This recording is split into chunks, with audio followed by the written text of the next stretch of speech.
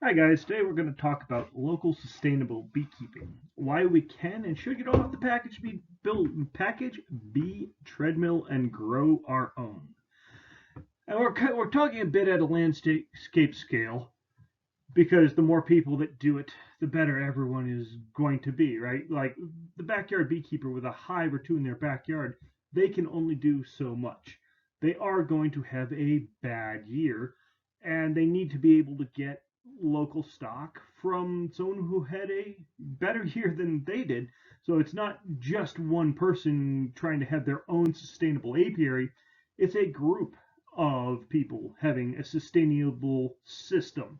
We've got plenty of strong clubs here within Colorado, and there's no reason each of those clubs couldn't be self-sufficient where they're able to produce enough stock to cover their own losses and have some for sale to people who had a little bit of a worse year than they did. But what we're really talking about is the teaching of generative apiary practices instead of what's being commonly taught, which is mostly consumptive practices. People are not being taught to rear their own bees, and there's a whole bunch of excuses for that. And we'll get into that in just a little bit. But no, who am I? I'm Seth Charbonneau. I run a little company called Front Range Queens. We sell some local queens. We sell some enhanced light fighting genetics that we source from other places. This is the main yard quite a few years ago, but I've got a lot going on here. Got some morays over here. That's a bearding out queen castle there. That's a due to little nuke being pulled. We'll talk about that as we get going into this presentation. Couple of top bar hives there. Couple of top bar nukes hiding in the bushes. There's a cell builder here. This is two 8-frame hives with a cloak board and a 4-frame nuke up top as a cell builder. Pretty much I run a trailer park for bees. I started in 2009 and I was an anti when I started. I was anti everything established, right? I was anti treatments, I was anti feed, I was anti foundation, I was anti grafting, I was anti Langstroth. It really was a bit on the ridiculous side. Oh yeah, I had drank the Kool-Aid, and for a couple of years it actually worked out well for me. And then beekeeping got popular, and I got a neighbor out of nowhere with 20 packages, and they thought treatment free was a good idea too. And well, when you're using purchase packages, that doesn't necessarily always work out. I took a whole bunch of losses, quit for a while, came back, and then when I came back, I decided to get real and look at the science behind what is it going to take to keep bees alive and make some progress. And now I've gone to the full point. Of course, I'm grafting, but I've used antibiotics. I've artificially inseminated queens, so I've got a wide range of places I've been in a given point in time, and it makes for a little bit of a unique experience. All right, so I don't buy bees or rely on swarms.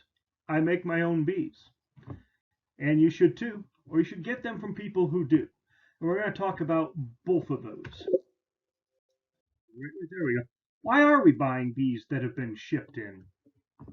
There's a whole host of reasons for it, but um, usually when I'm doing a live presentation, I ask people, "Hey, raise your hand. How many non-first year beekeepers bought bees last year?" And a whole bunch of hands go up. And oh wow, playing with my notes here, and I asked, "Hey, how many people have a nuke box?" We're talking about how to make be sustainable and use a nuke box, and a whole bunch of hands go up. I'm like, "Great! How many of those nuke boxes are empty right now?" And the smiles go away, and the hands go up. And the question is, why? Why are you going into winter with empty hardware?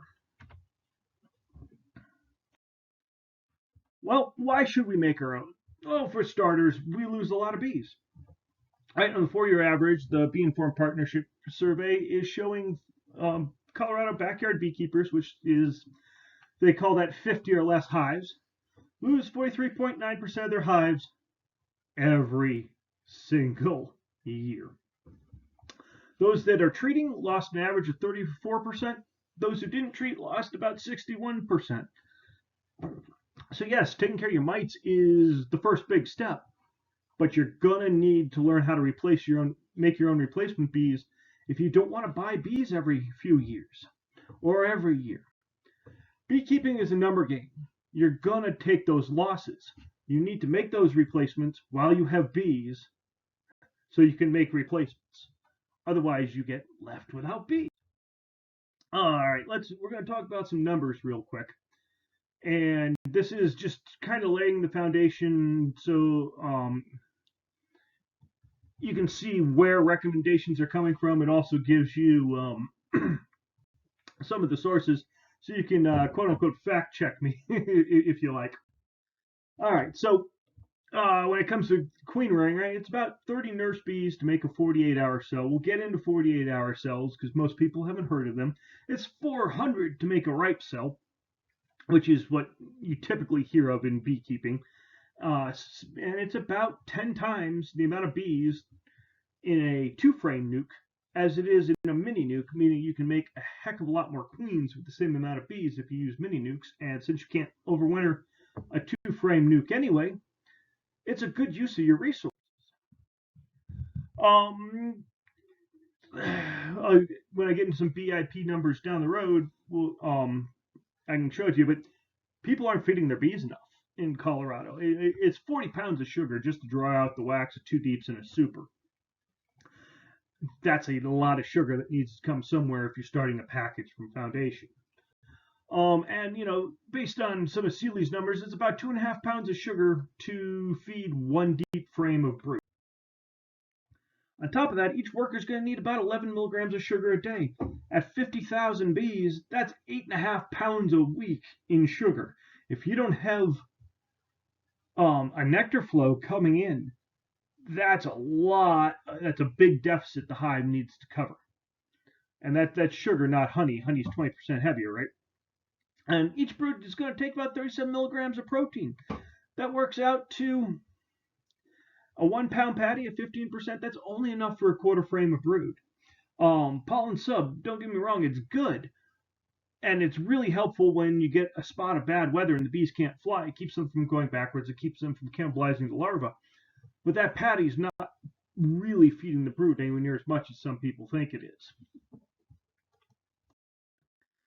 20%, that's the reduction of life span of a bee that has a mite in the cell with it. That's usually why we see the whole bunch of secondary losses happening to people right around March. The winter bees had some mites in the cells. They didn't live quite long enough to turn the hive over and replace themselves, and we see the hives disappear right around March when they should be starting to brood rear.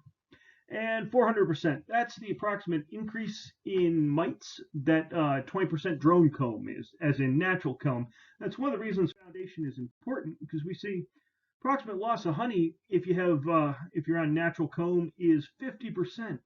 Drones are horribly expensive, and they invest a lot of resources into them. They are top tier athletes. They're gladiators. They're football players.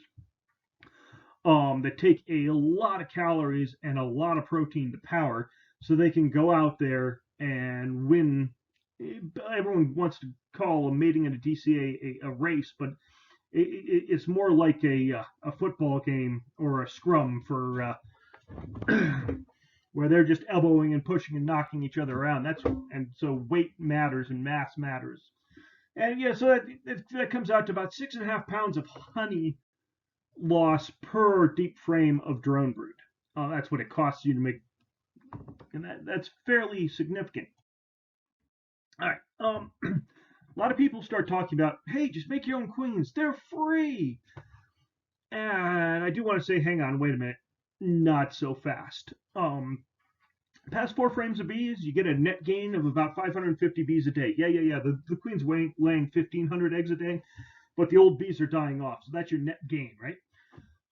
So at 28 days to mate out a queen, call it 30 with some spring weather, you're looking at about a loss of 16,500 bees. That's 1.6 packages worth of bees that free queen just cost you.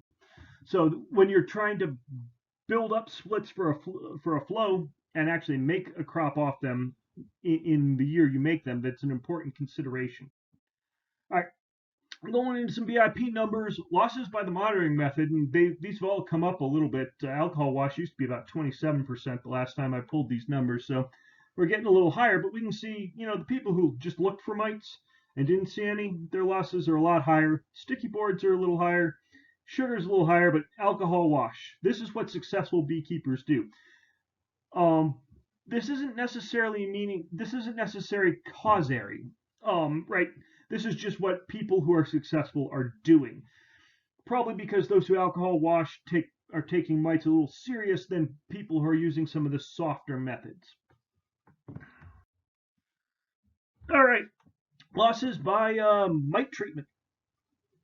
40% with a screen bottom board. Amatraz. Ooh, look at that, right? We got hit pretty hard this year. In a lot of places, Amatraz was failing to control mites, and winter 18-19 losses from Amatraz were like 28%. It was a top tier chemical for us, and then that year it spiked to about 42, and we're probably seeing another spike this year. Definitely, that's what the scuttlebutt is. So we probably could have seen this failure to control mites coming. But hindsight's 2020, and hopefully 2020 is behind us too. Drone culling, small effect, but the big three: formic, oxalic, and thymol. These are what people are using that is working for them in Colorado. Losses by number of products used. This one's kind of important when you look at it. All right, so 61.2 losses without those who are being chemical free, right? But 39.2 on people who use just one product. But look at the difference when you get to two products. 24.3, three products, 15.1. Standard front range recipe you hear a lot of people talk about is formic till the supers come off, thymol when they come off, and oxalic when they go broodless. And that's what this is showing us too. So the point is, hey, rotate your treatments and use the proper treatment for the right time of year and the right temperature range. You don't want to screw around with being outside the temperature range if you're using things like formic. But only 5% of backyard beekeepers, are using 3 or more products, and only 20% are using 2 products. So that's showing us 75% of the backyard beekeepers out there in Colorado could be doing a lot better, taking a lot better care of their bees, and they're not. Losses by feed, nothing super exciting here. In fact, I thought I deleted that slide, but all right. No, winter patty. Winter patty stands out. Successful beekeepers are using winter patties. Whether that's just a habit of successful beekeepers or it has an impact, that's something to think about. But what's really odd about this is only 36% of beekeepers were feeding sugar and carbs, and 81% of them were feeding protein. I think in a lot of cases, we're not feeding our bees enough. If you've heard me talk before, you've heard me say this before, but this is showcasing it well. A lot of other people say this too. The best chance for success is going into winter with a young, locally mated queen, right? And that's what this data set is showing us. 45.3% on losses in those who aren't yearly replacing their queens. Mated queens are fine. Or yearly replacement drops to 33.8. Mated queens are fine. These are primarily imported queens, right? Because there's not a lot of mated queens sold locally. But look at replaced queens naturally, 28.5. Now, this is a queen that's made from a hive that has already overwintered and is mated locally, and you can see the change in the success rate. All right, so treating beekeepers, you're going to lose on average a third. That is just the state of the area.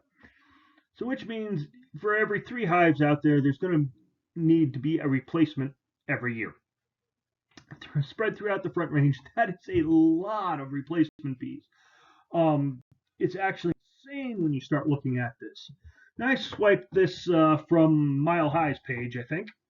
And this picture really hurts my soul when you look at it. Counting up the pallets and what's on the pallets, there are 975 packages in that picture, almost 1,000 packages. And we see this repeated at shops and stores and drops all up and down the Front Range. You start crunching the numbers, the Denver metro area alone is like 3, 4, 5,000 packages and nukes coming in a year. That's a massive amount of input. Well, why do we want local bees? Well, for starters, we always have our, snowmageddon or the bomb cyclone or whatever else. We have a roller coaster of weather in spring. And the bees that are bred to brood up in time to be full strength in February have any clue how to ride out this front roller coaster? And I'm not saying southern package bees and California bees are bad. They're decent bees. They're doing what they've been bred to do. But you can't select for what you don't have, and they don't have winter. So they come here. Some do well, some do poorly and die. We need to be propagating from the ones that do well rather than going back to the source and getting our 50-50 or 60-40 split of ones that do well versus ones that don't. And we see this has been repeated time and time and time again, that even a few hundred miles, actually, as was shown in this guy's study out in Paris, can make a difference. And it was making a life and or death difference to the hives because they're building up at the wrong time and starving. If we're constantly replacing outside losses with outside genetics, we've short-circuited any sort of selection for local adaptation. And all these things and we're flooding our area with poorly adapted drones. Moving bees means moving pathogens. Where I was talking about amatraz and amatraz resistance and the problem we were seeing this year with Apivar not working for people. Did these amatraz resistant mites develop in Colorado? No. We brought them into Colorado along with the bees. So this was a SARE study up in Maine. And what they did is they requeened southern packages at 60 days, and they compared survival rates to that in local nukes. And what they found is requeened packages had more than double the survival rate of the southern packages, showing a very strong local queen effect on survival. 2 years in, we're still seeing the same thing, double the survival rate. But for local stock to develop, we need to keep more of our bees alive. We need to make our own replacements, and we need to have enough to share with. And by share, I mean sell. Obviously, bees have value. I'm not saying you have to give it away, but share with those who weren't so fortunate. So, changing to local stock at the landscape scale, it's all about the drones. Right? Bees get 1/2 of a queen's genetics, and they get all of their drone father's genetics because a drone is half of a queen, like an egg is half of a queen. So the drones matter greatly, and drones don't have fathers, but they have a grandfather. The problem is when you bring in a queen, from outside, it takes a long time, several splits before her daughters and granddaughters are or great granddaughters in that case too, are throwing drones with local traits, right? So that package queen you buy, all of her drones are going to be 100% non-local, right? Now, if you make a split off her daughter's drones are going to be a mix of her drones or a mix of her mother's genetics and the drone her mother mated with, her drone father's genetics, 100% non-local. If you then split off that daughter into a granddaughter, you're getting to about 50-50 local to foreign genetics. And if you make a great granddaughter, now you're getting about 25-75, and you're starting to put some local drone genetics back into the drone pool. So it's 3+ years before any sort of localized genetics are being reflected back into the drone pool. And that's a long time. Well, why aren't people making their own bees? Usually it's perception, right? Pulling a nuke is a year one skill and task, and it needs to be taught as such. Unfortunately, it's being taught as kind of scary advanced beekeeping.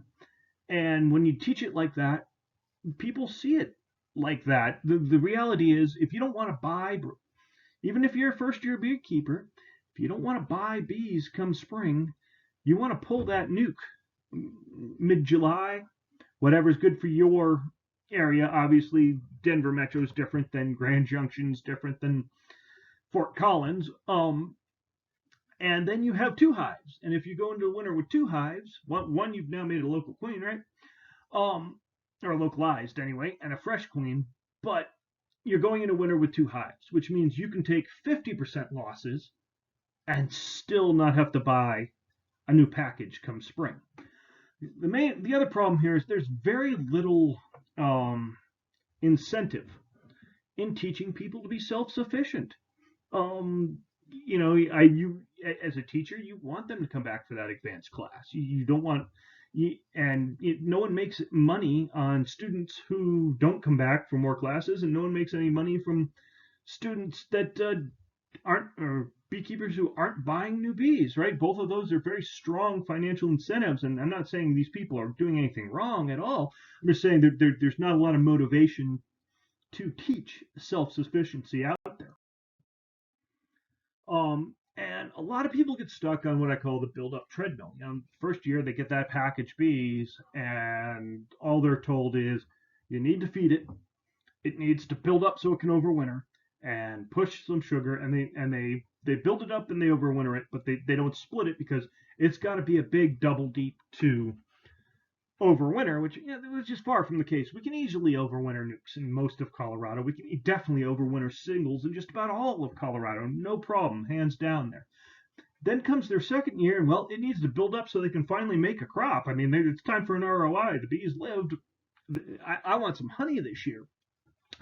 So they don't split sometimes, of course, as we know, the hive splits themselves for them, and then they end up with no bees and no honey. And by the third year, the hive is often dead, and they go buy a new package, and they start back at year one. Another problem is new beekeepers who can't find a queen. That seems to be a tough skill for people, and it's one of those things, I guess you just got to learn it. But there's some ways to make a split without finding your queen, and I'll get into that in just a little bit. People have been told that you need to move a split 2 miles or some such nonsense. No, you don't. And people have been led to believe that you can just put bees in a box and walk away and be successful without any sort of management whatsoever. And unfortunately, right about August, in September, we hear from those people on all the internet forums and all that goodness. But some people are still being taught. So the reality is, the most important thing that matters is the beekeeper. So this was a commercial yard outside of Elizabeth. My guess is it was in some disrepair before the beekeeper died, and as far as I know, it was abandoned for at least 5, if not more years. Landowner then put up a Craigslist ad to clean up the place because nobody from the family came to get the bees, and they were gone, and the equipment was falling over and rotting and been there for quite a while. For the life of me, I can't remember the name, but the legend was he was the sole source supplier of honey to Casa Bonita. And I came out there. It was February, I think. It was about 20 degrees, and I was just picking up boxes, kind of trying to pick through and find stuff that wasn't complete wrecks, And I started unstacking over here, and there was a buzz, and some bees came out after me, and they got about 10 feet and froze and dropped. So I quickly reassembled that box in the back of the truck, and there had been bees here. But they were recently dead out. Probably not the original bees. I'm sure this was a stack of equipment on the dirt, as near as I can tell, or the bottom board rotted away quite a while ago. And probably not the original bees. An apiary is not a natural environment, and unless it's maintained by humans, it disappears. But what do we need? We need better beekeepers. And the only way to change that is through education and organization. And I'm repeating myself again here because it's important to repeat this, but we need to keep more bees alive so that we lessen the need for replacements. And we need to make our own replacements. And then step three, we need to select for better genetics and propagate and distribute them um, throughout our area. And that's some of what we're talking about with the CSBA Queen Ring program. And the reality is, just because a hive overwintered, that doesn't mean it's breeding stock. Usually, you're wanting to breed from you're wanting to propagate from your 2, 3, 4%, the top, not so most of your hives are just production hives, and they get requeened with the top level stock. One of our big problems is the internet. Beekeepers seem to peak at about 2 to 3 years experience, usually about three. But if you want to answer to any question, just ask a second or a third year beekeeper that's had a small taste of success, and they will tell you what is up. It's like teenagers. They just need to move out while they still know everything and make their millions, right? And then all of a sudden, the bottom drops out and they crash. And as I said, I was here with my treatment-free world, and I bottomed out hard. But the problem here is these guys make a lot of noise. And one of the biggest killers of beehives is YouTubers in clean white bee suits who are just parroting something they heard, and they don't have enough seasons under their belt to understand really what they're saying. And this crowd is loud. This crowd is quiet. We need to give this crowd a voice. All right, nukes. Nukes are the key to local sustainability. Hands down, overwintering a nuke is our path forward. So, teaching beekeepers to pull and overwinter a nuke is the foundation. Could you imagine what would happen if the majority of hobbyist beekeepers pulled and overwintered a nuke per full-sized hive? Aside from the fact you can you get a broodless period when you do this, allowing for solid oxalic acid treatment, a good strong mite kill. You do this about mid-July. Mites for that nuke are taken care of till the winter. Clean nurse bees raising clean winter bees, leading to great survival. But the effect would be massive, even if the losses were a bit higher. We would be awash in local nukes. People would have more bees than they could imagine, and the price would drop. Craigslist would be full of ads for nukes for like $100, and the demand for out-of-state packages would drop right off. But instead, what are we seeing? We're seeing ads starting in November going, hey, order your packages now before they're sold out. Don't be left behind with no bees in spring of whatever. And that is a powerful message, because people have been left without bees. All right, so I want to talk about the Doolittle nuke. And okay, it's a GM Doolittle nuke. It's been with us for like 130 years. It's quick, it's easy. That's why you don't have to find your queen, which is why it still exists quite a bit in commercial yards, because they're not sitting there going through every hive, spending 15. No, they slam bam, get it done, right? Time is money. So it works for them, and it worked for people 100 years ago, and it will work for you now. The basic recipe is you grab yourself 2 to 3 frames of open brood, a frame of cap brood, and a frame of food, and you shake the bees off those, and you place them in a nuke box. You want to make sure you have some pollen. You want to make sure you have some eggs and young brood. You then place this nuke box on top of a queen excluder that is placed on top of the hive you shook the frames off from. You can use a full-sized box, be it 10 or 8 frame or whatever your gear is if you want, or you can use a nuke and just put a scrap piece of lumber to cover it for a while, cover the open space for a while, right? And after a few hours to overnight, you just leave it. all the nurse bees from the box climb back up and they reoccupy the combs. And you can just take that nuke and set it on a bottom board a couple feet away, go through it, leave a frame of brood, leave a frame of cap brood, a frame of food, a frame of cap brood. Make sure somewhere in the mix you've got that pollen, you've got the eggs and young larvae, and then you're going to shake the bees off the rest of those open frames of brood and other frames and put those frames back in the old hive. And you're going to fill in any of your leftover space with drawn comb, or if you have to, foundation, and put the feed on them, right? Come back in about 5 days and check for queen cells. Well, what did we do here? We made a queenless nuke without having to find a queen. The nurse bees came back up and through the queen excluder and reoccupied the comb. We had a nuke full of nurse bees that weren't orientated to fly back to the old hive, so it doesn't matter where you place them. You can keep them 5 feet away from where you made the split. You don't need to move them to another yard. And we removed a whole bunch of that open brood that all those bees were feeding, leaving a whole bunch of nurse bees with their glands brimming with jelly in the nuke to care for a very small amount of brood and the queen cells they're making, which is ensuring we're getting the high quality queen cells that are fed well. The bees then have their choice of cells. About 56% of them get torn down. Actually, the bees have some quality control. And there's a SARE grant going on. They're still publishing some of their stuff that's showing that this is working.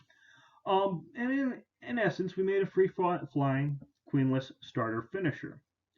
That's why I like to push this. Its mechanics will be useful to you down the road as your beekeeping grows. And instead of letting them make their own cells, you could have added a ripe cell. You could have added a virgin queen. You could have put in a mated queen. You could have done some 48-hour cells. You could have placed grafts in there. So it's a very useful little box. All right. Reminder is it is not all about genetics. A lot has to do with the quality. How good a queen is has more to do with how well she was raised than it has to do with genetics and mating. Right. Story from one of Steve Tabor's books, Breeding Super Bees. He's talking about a study back in the 30s and 40s on package bees out in the Dakotas. And they're talking about, some packages barely made enough to overwinter. Some of these packages were making 150 to 250 pounds. And this one bee breeder, his packages were consistently making 250 to 450 pounds of honey from a package. The Dakotas were different back in the day, I guess, huh? So they went and researched this guy, and what they found out was it had nothing to do with the genetics. His genetics were average. They were comparable to everybody else's. It was the fact that he was taking care and he was being selective and he was pinching poor queens. Another study that we've run out of New Zealand, local queens. They had a 5.2% supersedure rate. Queens that had been shipped, 27.1. So again, not genetics, but those local queens are performing better because of the way they've been handled, or not handled, I guess is the case may be. All right, so we're talking about quality. Swarm cells, emergency cells, grafted cells. I'm not a fan of emergency cells, unless and only if you leave them to cull out the cells they don't like, and you don't split them up. I'll touch on that in just a second. So swarm cells are the best. They produce queens that are on average 50% better than queens produced from emergency cells, and a better queen has a strong effect on the hive. It produces a better hive, hands down. Why? Well, the larva was fed as soon as it hatched as a queen. And a bunch of people go raise their hand, well, the books say they're fed the same. type of food, yes, they are fed the same type of food, but they're fed more of it and they eat more of it, and that's part of the difference. It's the volume of food that they get. And if you want to use swarm cells, make sure it's from a hive that's swarmed with a good reason. Swarmy bees don't pay your bills. They swarm, and they don't make you honey, and they don't make you splits because they swarm. So, if you didn't give them a space and the hive was congested and they swarmed because you gave them the opportunity, that's great. Use them. If they were in a double deep in the bottom and the top box was empty and they swarmed, which I've had some of the ferals I run do, you don't want to propagate that because it's not going to be, it's not the bees we really want to keep. And, but overwintering and swarming is often better than a replacement package. And the fact that if the hive overwintered, got strong, built up fast, got out of your control, and swarmed, that's great. That means that hive did really well, and that is the kind of genetics we're looking for. Yep, grafted queens. Main thing, their quality is about the same as swarm cells. The main thing is you can control them for when you want them. You can share them, you can move them around, and they don't take a whole bunch of bees. You don't lose a swarm to get them, right? Or risk losing a whole swarm of bees to create them. Well, emergency cells are lower quality. The bees really do start with a larva that's too old. Um, you can't move them, uh, especially if you're on plastic foundation. There's not a lot you can do with them. You can cage them, which is a good way to handle them, but they're hard to move around. And if you break them up into a bunch of nukes, so you get a bunch of queens, you end up with some poor quality queens. And I've seen it repeatedly in my operation. I do a lot of 2 queen hives, and when they're running side by side, you can see the difference really well. And you do get a couple good ones, but you get a lot of poor ones. So that's the worst way to make queens, is to make them queenless and then break it up into a whole bunch of nukes. But if you leave them alone, like we're doing in the Doolittle nuke example, right? They're culling down a little more than half of the cells. And that's some active quality control. And going back to that SARE grant I was pointing at, it really does look like, for the most part, the strongest queen wins and takes over the hive. But if you bust them up into a whole bunch of small splits, they don't cull down the cells. There aren't a whole bunch of other queens to fight over it, and each of those little nukes is dealt the hand, or is playing the hand it was dealt, and they may not have any aces. So I mentioned 48-hour cells, and a lot of people haven't heard of them. They're not common in the United States. They're becoming more common in a lot of bee improvement projects for several good reasons, but they're cells that were grafted 48 hours ago. Most people in the U.S., the U.S.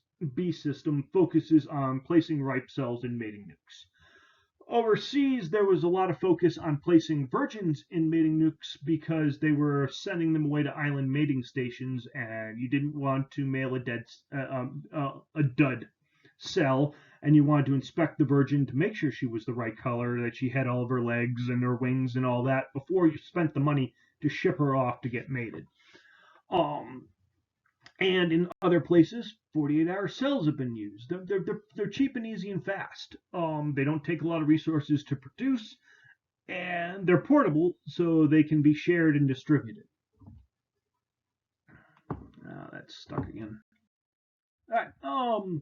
They're used extensively in New Zealand to requeen outyards that have really rough 4-wheel drive crazy roads. These things take more abuse than you would think.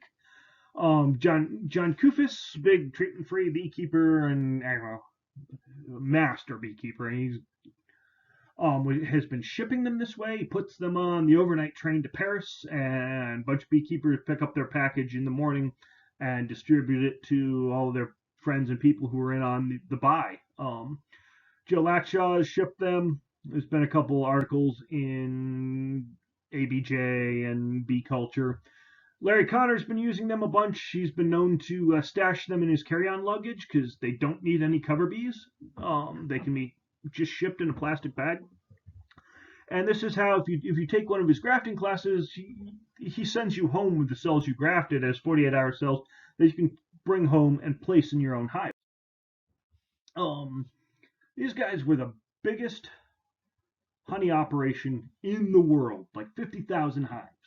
They're also the largest producer of mated queens in the world, and they made extensive use in 48-hour cells in their honey operation because it gave them a brood break, and they had a dearth.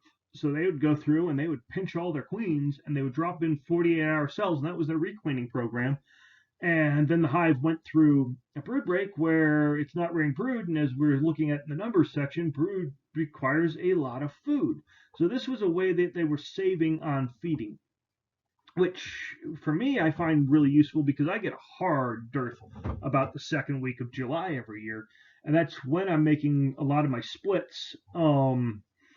Because otherwise I have a whole bunch of I'll get pollen coming in from some of the native plants that deal well with the drought, but no nectar, and a lot of my lines will keep rearing brood, and I have this huge unemployed forage force that's going to just hang out until they die and not do anything for me. So I put them to work making new bees.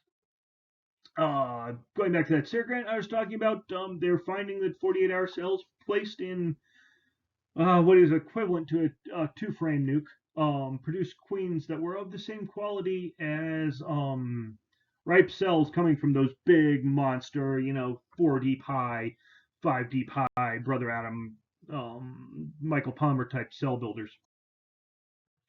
Here's a shot of a 48-hour cell that in one of my Kenyan top arm nukes from quite a few years ago. This was actually the first one I'd tried. I was just starting to learn to graft, and I only had 2 cells on the bar take and decided I needed to regraft. Well, what do I do? Do I throw these away? I went, hey, I thought I read something about this. So I just plugged it in a nuke to see what was happening. And she came out and she successfully mated. She headed up this colony for at least a year. So the larva is floating on this huge bread of royal jelly that it's too small to crawl out of, and it's just held there, suspended. So they handled the shock and temperature extremes of shipping far better than ripe cells and even better than mated queens. While they look really fragile to our mind's eye, this is the most robust point in their life cycle. They're shipped and transported without attendants. Nothing. A lot of times I'm popping them in a queen cell protector and inside a plastic bag with a little piece of paper towel that's been moistened, and away it goes. But I'm not saying shipping is their future, but if it can survive an overnight shipping with the luggage monkeys, it's going to do very well with a couple-hour car ride in the caring hands of a beekeeper who's very excited about getting specialized genetics. Another advantage of them is about your acceptance fast. If you place a cell, you don't know what's happening until she's not laying. Is she out on a main flight, whatever. With these, you can look in and you can see the royal jelly through the top of the queen cell. And if the royal jelly gets cleaned out, they didn't accept the cell and they cleaned out the cell. If the royal jelly stays there, they've accepted it and they're moving on to capping it. And once they've done that they've raised that as their queen. So they're not going to reject her when she emerges from the cell. And, better queens. As we're talking about, the grafted cells are about 50% better than just going with an emergency cell. So just switching your method just a little bit from making a walkaway split to dropping in a 48-hour cell, because the 48-hour cell has a 2-day advantage. It's going to emerge first and it's going to win. Will not only get you better genetics in your hive, but will get you better quality queens. All right, so as I've mentioned, 2-frame nuke, more than enough to finish a few of these cells. And the calendar is a lot simpler. You're not looking 10 days out and then placing in a main nuke, and down the road you can go, okay, hey, look, the weather looks good. It's Friday. I'll graft on Friday afternoon, and people can come pick these up on Sunday, which makes planning and targeting and all that easier rather than saying, well, I'll have cells in 10 days. Who's going to come get them? And trying to figure out how many people want them. All that makes that ideal for small groups. And, you could get together, graft on a Friday, pick up on a Sunday, even at $5 a head sell. That could go a lot to covering the costs of maintaining a club out yard for teaching purposes, right? And what I really like about them is it extends the education out of the classroom. I like homework, and I've done this to people at some of my talks. This last year, I did a quick little queen rearing class for Jefferson County beekeepers, and then I opened up my box of 48-hour cells that they didn't know about and started handing them out, going, all right, who can go home and pull a nuke right now? Who can do this? Who can do this?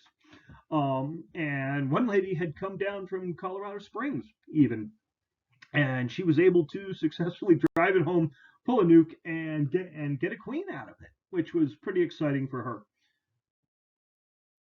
As I've said, main reason here is select genetics, and it opens up worlds. If you got a culture of using them, we can afford to bring in an II breeder queen and bring in some of the better genetics to start jump starting our DCAs. Straight up, that is what I'm trying this year. I have a II breeder queen coming from VP Queens. I've got a VSH Carniolan coming, and I want to try and get about 400 48-hour cells from her grafted in into the local areas around me, and I'm hoping to move them out for about $5 a piece, so people get a really good deal on bringing in some of the raw sensitive hygiene genetics into their area, and I hopefully can cover the cost of that very, very expensive bug. But the other thing is, you can trade these, you can swap these, because they're so easy to make if you got someone who can graft. Think about having a state or regional club sponsored swap day where you can show up on a Sunday and buy, sell, trade 48-hour queen cells. Someone has some VHS and be able to trade for some Russian, maybe some Purdue mite biters, maybe someone just wants some general local stocks. So much the way plant and gardeners and plant enthusiasts trade cuttings, we can do that with bee genetics if we use these 48-hour cells. And as I said, the future is all about the drones, right? But the F1, that queen you rear from a 48-hour cell, is going to throw drones that are true to her trait, because drones don't have a father, right? So it doesn't matter who or what that queen mates with, she is going to throw drones of her traits. And that's an important one to start shifting our DCAs, to start taking them back. Well, why isn't all this happening? Beekeepers don't like to play nice with each other. Right? Sometimes it's worse than politics, There is a lack of education on this for some of the reasons I got into earlier, and sometimes people just aren't willing to do the work. Some people just want a hive or two in their backyard, and it's just easier to buy a replacement package like they've been taught. And there's nothing wrong with that fits their lifestyle and the way they want to beekeep. But all right, so beekeepers won't get together. What do we do? Well, we're trying to make some moves here with the CSBA queen rearing program, getting queen rearing going at a club level. But what can the lone beekeeper do? Well, the first thing is requeen with local stock. Support your local bee, your local. I hate to use the word bee breeder. They're more propagators, right? Because breeding requires control over the drone stock as well as the queen stock, but we do some breeding. And pull that Doolittle nuke in your first year. Preferably you get a local queen cell or 48-hour cell or queen. And now, as I said earlier, that new beekeeper can take 50% losses and still have bees. They can lose half their bees and still be able to split and bounce back in the spring without getting on that package mill treadmill. Monitor and manage those mites. Do a flyback split come spring so you have a whole bunch of extra nukes, and share, i.e. sell, extra cells, colonies, some of this other stuff we're about to get into. All right, so the flyback split, or as I like to call it, so easy an 8-year-old can do it. All right, so take your old hive, take the hive that's going to be split and move it 5 feet. Dig through it, find your queen. All right, now you take a new hive, and you place it in the old location.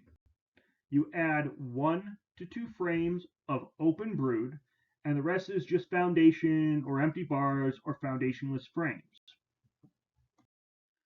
To that you add your old queen.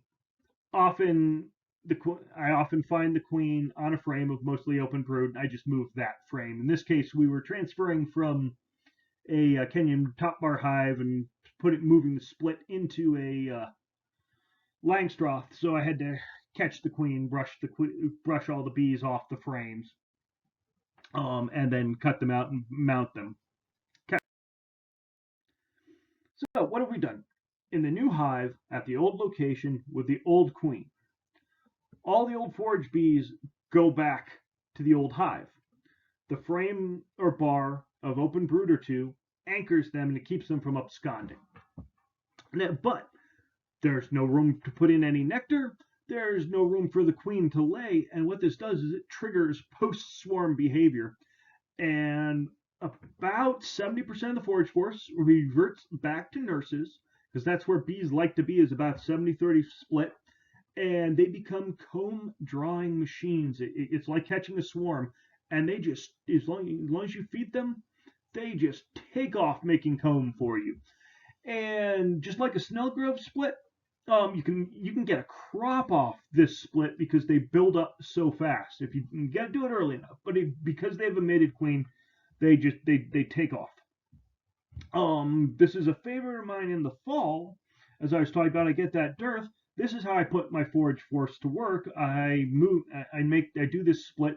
I convert all those old forage bees that aren't going to do nothing for me into nurse bees, and they start raising brood and drawing wax instead of just hanging out waiting to die. All right, now, in the old hive, at the new spot, it's full of nurse bees. They've never been outside the hive, so they don't know where they are. They're not leaving the hive, so they stay in the spot. There's no need to move them any further than the 5 feet you moved them. So you don't have to move them out of the yard. And we've taken 2 frames of open brood. There's only a little bit of open brood left. Of course, we're making sure we have eggs and young larvae in there. But with less brood to feed, they make big, fat queen cells, and they make decent queens. Now, here's the key.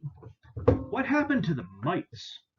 Well, at the old spot with the old queen, it's all foragers. Almost no mites on the foragers. There's very few nurse bees, and there's no capped brood. So you can hit them with an oxalic acid treatment and wipe out the mites because they are effectively broodless. But at the other site, right, the queenless hive has all the mites. The brood break will knock them back by about 40%. And then the hive gets broken into 3 or 4 nukes. I typically break it into 4 nukes and get 3 laying queens out of the deal. As I mentioned before, though, sometimes they're not the best queens because we are using emergency cells. But when you divide them down like that, these new nukes are starting about 20% of the mite load that the parent hive had. So you can hit them, and in some cases, I don't treat them because it's been knocked down enough. But at day 21, they are now broodless, and you can hit them with oxalic acid. Slam dunk, right? You've taken care of your swarm prevention. You've taken care of your spring mite control. you've made 3 to 4 times increase if you want it. Either that or you can put them together, or we'll talk about 2 queen hives for them in a second. And instead of fighting bee drift being a problem, you're using it to your advantage. There's no need to move the splits to a new yard. All in one fairly easy manipulation. So it is a great mechanism to really get your apiary going in the spring, and to take care of, and almost as importantly, take care of that spring mite problem, so you don't have to worry about treating till your supers come off, or even till much later in the year. All right, so this is how effective is it? Well, here's a little history on one of the hives I did. Right, this was Chatfield 01.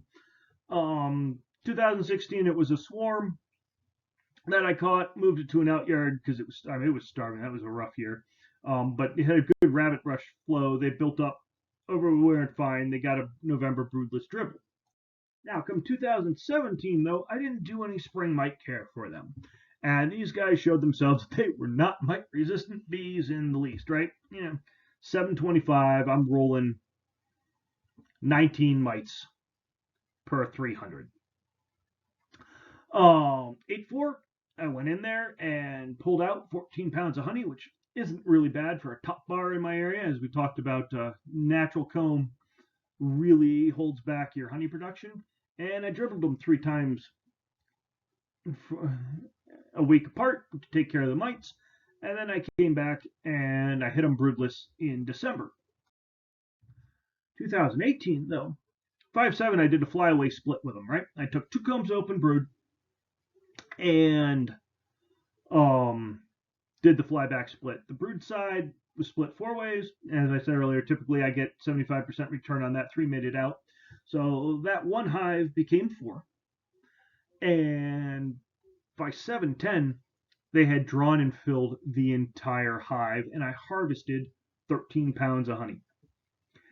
Keep in mind, this is a top bar hive, started with 2 combs, no other drawn comb or foundation. They just went to town, built up, and made a crop. But 8-1, I was at 3 mites per 300, right? An 84% reduction in my mite load without using any chemicals whatsoever. So point taken, early action pays, right? Basic mite math, every 100 mites you deal with in May is 1,600 mites you or the beekeeper doesn't have to deal with in September. Get your mite levels down early. All right, so yeah, how you split a hive really matters to your mite loads.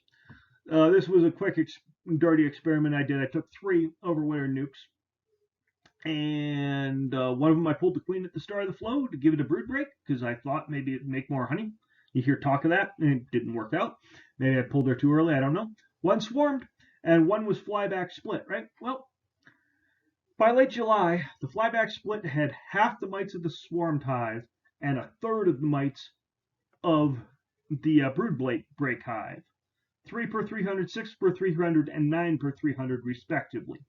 It's a powerful manipulation to get a hive a clean spring start with very few mites. Quick example on a lang one I did.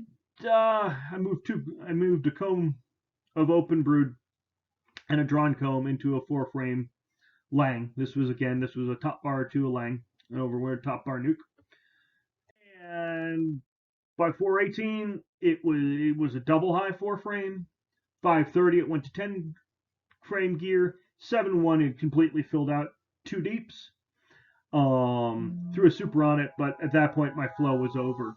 But had I fed them during the building stage, I likely would have had a crop because they were started with 2 combs of drawn comb and the rest was foundation. They drew out that entire thing and filled them up to the point. End of July, I split them up 5 ways into nukes. The other side of them, the queenless side, was split into 4 nukes. And again, as I keep saying, 3 made it out. Those 3 were split again 3 ways. That is a lot of bees from one single overwintered nuke. All right, so talked about some hows. I want to just look at some hardware really quick. Decoats nuke. You can find it on BSource. You can find it online. It's a quick, easy build nuke. You can do it out of plywood, or you can do it out of 3/4 inch Advantex, which lasts longer and has more insulation. No, all straight cuts. You just need a. You could do it with a handsaw and a guide if you really wanted to, but a table saw will help. But you don't need any rabbets or any of those fancy bits. Um, Quick look at the assembly. You've got two side panels, two end panels, a floor, a top, and two cleats. The cleats cover the gap between the two pieces, which makes your frame rest without having to run a rabbet. This is how they lay out with dimensions. I think this is for 3/8 ply per sheet of plywood. They're kind of a cool project that I've been talking for a while, trying to get some clubs to go, hey, let's cut a bunch of plywood and have a build it workshop day. Why Advantex? Well, it's more expensive, but it doesn't warp, and it's long proven longevity, but it is heavy. It's definitely a two-person job to move a sheet. Foam minis, these are my favorite.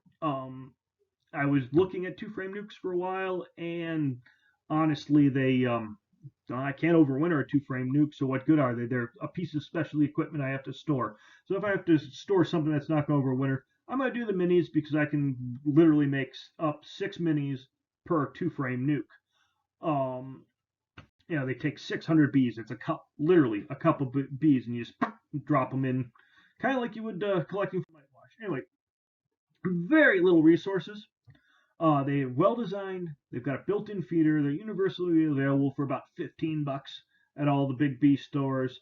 Or if you check out the CSBA Queen Ring page or my webinar from last year, I show some ways how to make about 18 of them out of a $15 sheeted insulation foam from Home Depot or Lowe's. And 18 nukes makes you a lot of queen scale. They are a bit unstable. You can pull the feeders out of the back and add some more frames, and you definitely can't leave the laying queen for long because they will swarm. And a slightly lower return rate than full like 5 frame nukes, but you're using so little resources. One of the things when you get into the queen game is you find out queen cells are like chips. They're cheap and easy. It's mating out the queens that takes up all your resources.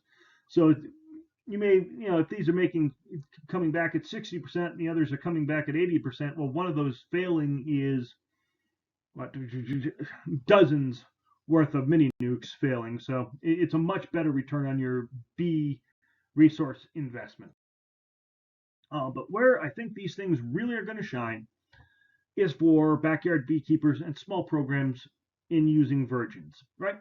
Say you have a swarm, or someone has a swarm, and they're saying, well, what do we do next? Well, there's a whole bunch of advice we usually give people when they have the swarm. One of the first things we tell them is go in there and thin out the cells so it doesn't throw an after swarm, right?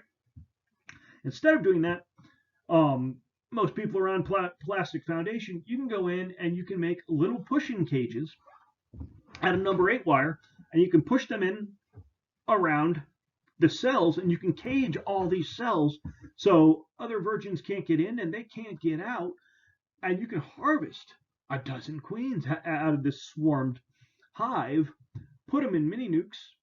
You could even use the resources from the swarmed hive, and you can get a heck of a lot of local queens from making lemonade out of this mistake.